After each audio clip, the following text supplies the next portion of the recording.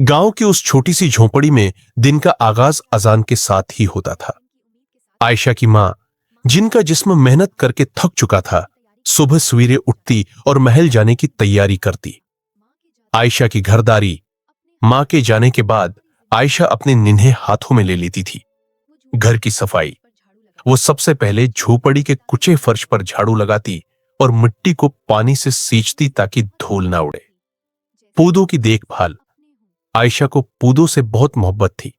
उनके घर के बाहर जो थोड़े से फूल और सब्जी लगी थी, वो रोजाना उन्हें पानी देती और उनसे बातें करती। How are you today?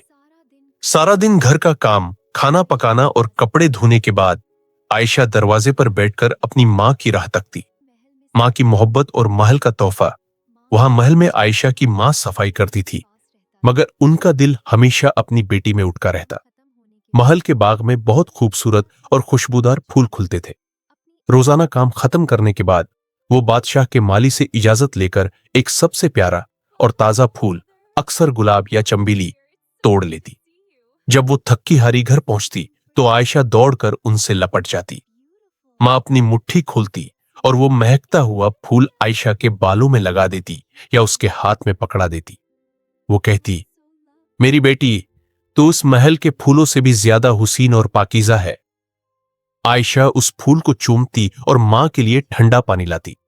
ये उनकी छोटी सी दुनिया थी, जहां गुर्बत तो थी मगर सुकून और मोहब्बत बहुत ज्यादा थी। महल की दीवारों के पीछे माहिन एक ऐसी शहजादी थी जिसे अपने रुतबे और दौलत पर बेअंतहा गुरूर था। वो देखने में तो हुसीन थी, लेकिन उसका दिल हसद और गुस्से से भरा हुआ था। माहीन को लगता था कि गरीब लोग इंसान नहीं होते। वो नौकरानियों को बात बात पर थप्पड़ मारना, उन पर चीखना और उन्हें जलील करना अपना हक समझती थी। माहीन का एक भाई था, शहजादा था। दोनों बहन भाई एक दूसरे से बिल्कुल मुख्तलिफ थे। जहां अली गरीबों की मदद करता, माहीन वहां उन पर जुल्म करती। अली अक्सर माहीन को समझाता, बहन, ये दौलत फानी है, इंसानियत से मोहब्बत करो। मगर माहीन उसका मजाक उड़ाती। माहीन को आयशा की मां से खास तौर पर नफरत थी, क्योंकि वो औरत इंतहाई ईमानदार थी और महल के बाकी नौकर उसकी इज्जत करते थे। माहीन चाहती थी कि वो औरत रोना शुरू कर दे, मगर वो हमेशा सब्र करती। एक दिन महल की शहजादी माहीन ने सख्त गर्मी में काम करती हुई मां पर गुस्से में आकर ठंडा यगन पानी फेंक दिया और उन्हें धूप में खड़ा रखा।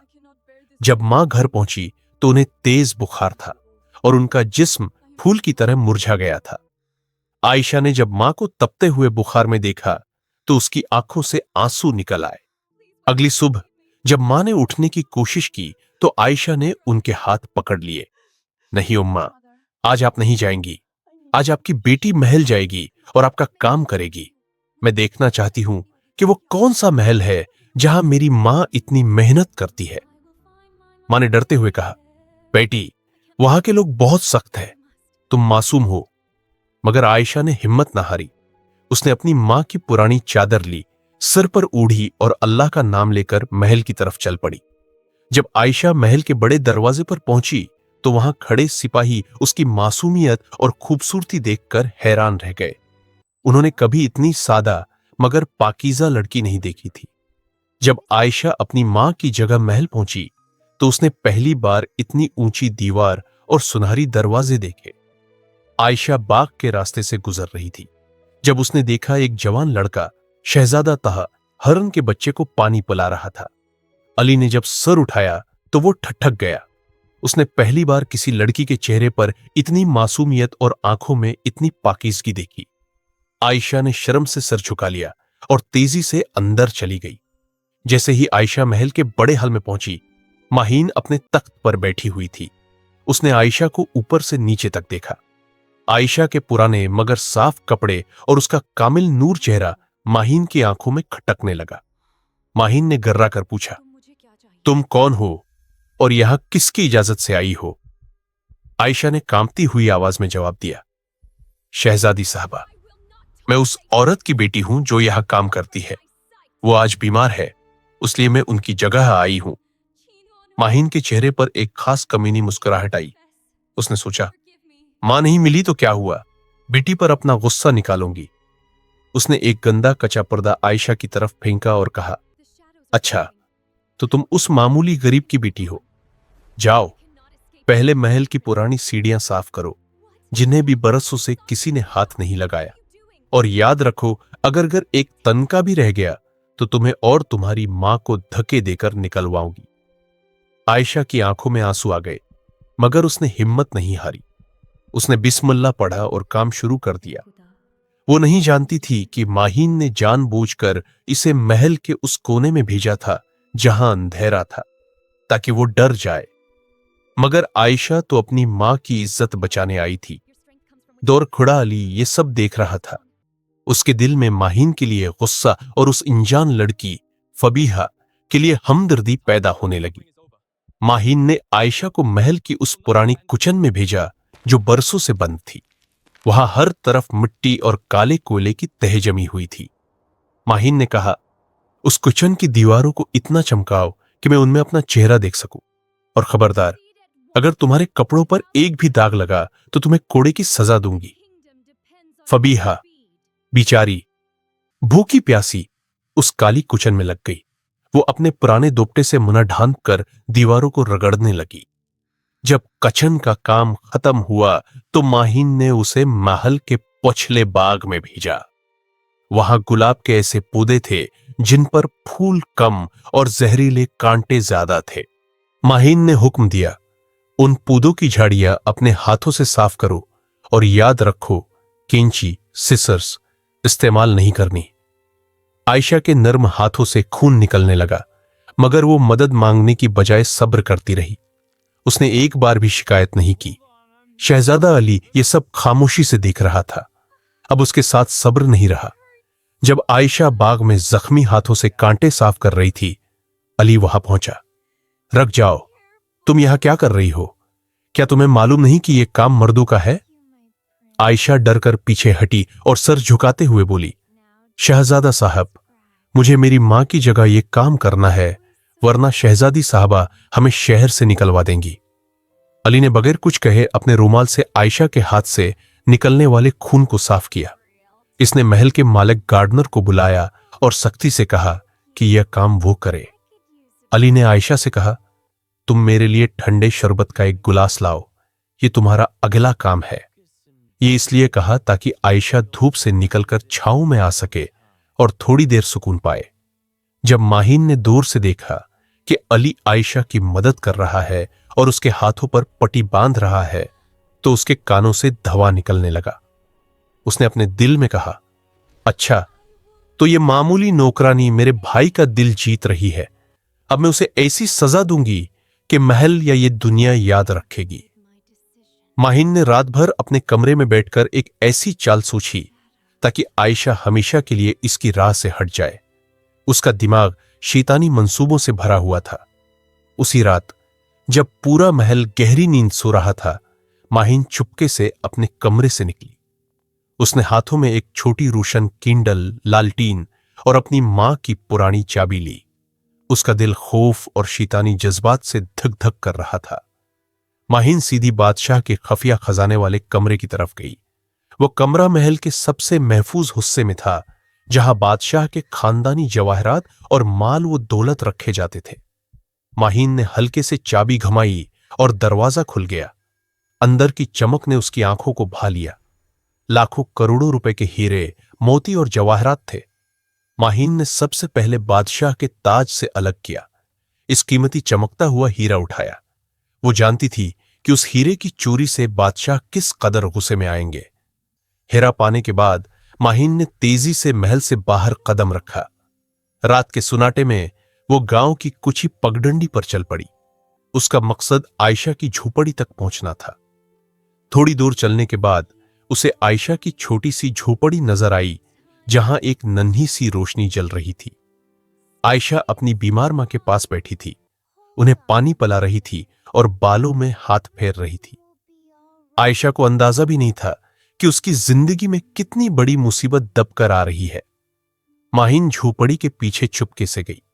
उसने देखा कि झोपड़ी का दरवाजा सिर्फ अंदर से बंद था और उसके पास पीछे की तरफ से दाखिल होने का कोई रास्ता नहीं था। लेकिन झोंपड़ी की दीवार में एक छोटा सा सुराख था जहां से अंदर देखा जा सकता था। माहीन ने अपनी आंखों से आयशा को देखा और उसके दिल में नफरत अबलने लगी। उसने वही कीमती हीरा सुराख के जरिए अंदर फेंका। हीरा सीधा उस पुराने संदूक में जा गिरा जो आयशा की मां के कपड़े रखने के लिए इस्तेमाल होता था। माहीन को यकीन था कि आयशा या उसकी मां ये संदूक इतना नहीं खोलेंगी कि हैरा निकल जाए।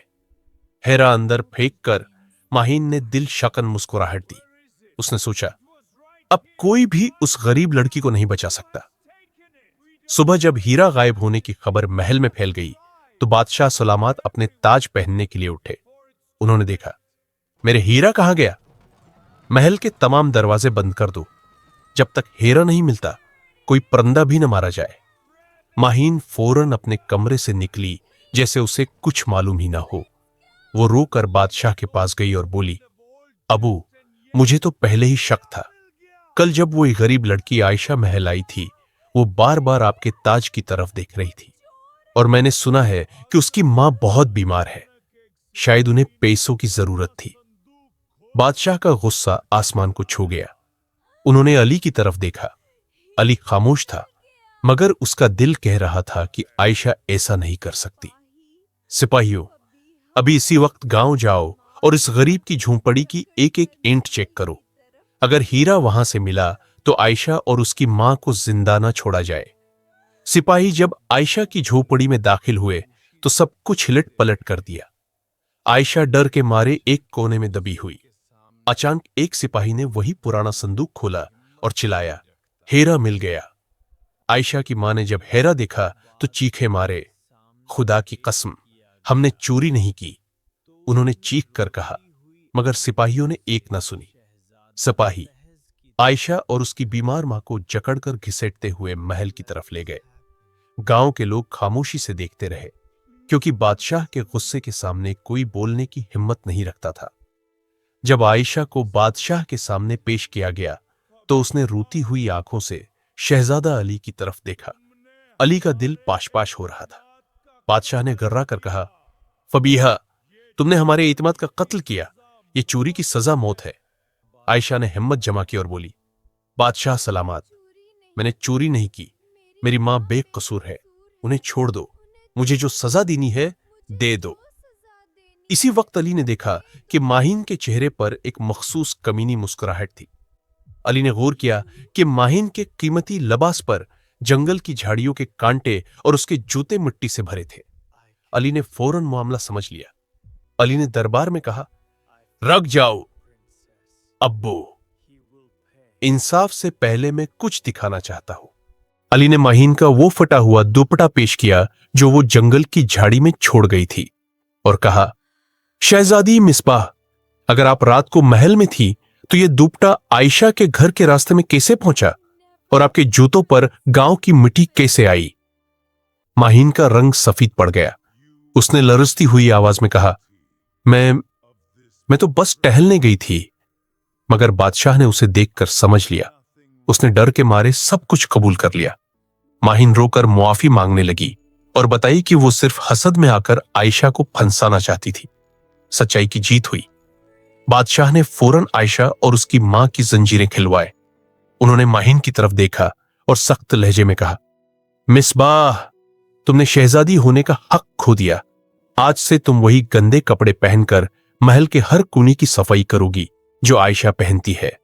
और फबीहा, जो दिल की असल शहजादी थी, आज से इस महल की मलका बन गई। आयशा की मां का बेहतरीन इलाज किया गया। चंद दिन बाद शहजादा अली और आयशा की शादी धूमधाम से हुई। वो गरीब लड़की जो कल तक महल का फर्श साफ करती थी, आज अपनी सब्र और सच्चाई की वजह से महल की बेकसूर शहजादी बन चुकी थी। माहीन को रोजाना महल में काम करते देखकर आयशा ने कभी बदला नहीं लिया, बल्कि उसे मुआफ कर दिया, जिससे माहीन को अपनी गलती का और भी एहसास हुआ। दोस्तों, देखा आपने, सच्चाई और सब्र हमेशा जीतते हैं। आयशा ने अपनी हिम्मत और ईमानदारी से न सिर्फ अपनी मां को बचाया, बल्कि साबित किया कि असल शहजादी वो है जो दिल से अच्छी हो। और जो लोग सिर्फ रंग और रूप और दौलत पर गुरूर करते हैं, उनका असल रंग वक्त के साथ सामने आ ही जाता है।